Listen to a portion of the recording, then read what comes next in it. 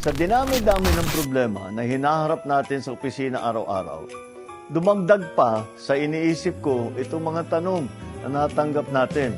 Kaya ngayon, susubukan natin sagutin isa-isa. Ano ang dapat gawin kapag hindi mo gusto ang regalong natanggap mo sa exchange gift? Pwede ba ito ipasa sa iba? Ginagawa nyo ba ito? At siyempre, pagka natanggap mo, kahit ano man yung natanggap mo, siyempre naka-smile ka.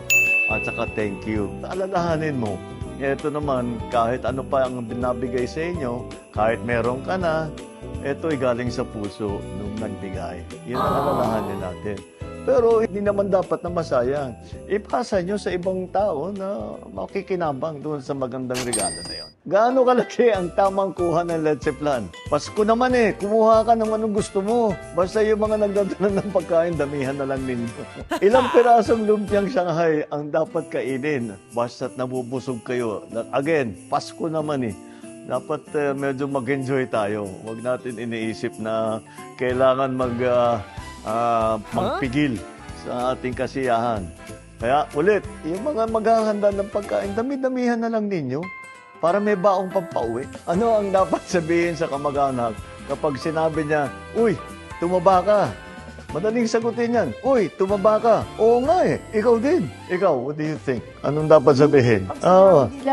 Tumaba ka daw. Saka malaki yung tiyan ko. Dapat naman, wala akong stress. Happy ako. Kami naman ang magtatanong. Ang lagi namin tinatanong sa mga anak namin, yung 3 anak kong lalaki, ba't wala pa kaming apo?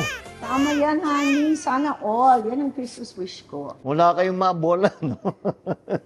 Obligado ba kaming magbigay ng regalo sa aming mga inanak? Pwede po bang Pwede po bang pagtaguan yung mga inaanak namin? Ay kami hindi namin pwedeng pagtaguan dahil madali kaming hanapin. Kaya kompleto ang listahan namin doon sa aming mga inaanak at marami-rami din. Ngayon, yung iba siguro, pag hindi nyo talaga nakikita na o hindi na kayo nag-uusap, pag may app, pwede nyo na i-Gcash yung mga regalo ninyo. Ngayon, mas madali na. Pag may potluck, ano ang luto dala-dala ni PBBM? Ang gagawin ko para makarami at saka madaling gawin? Spaghetti.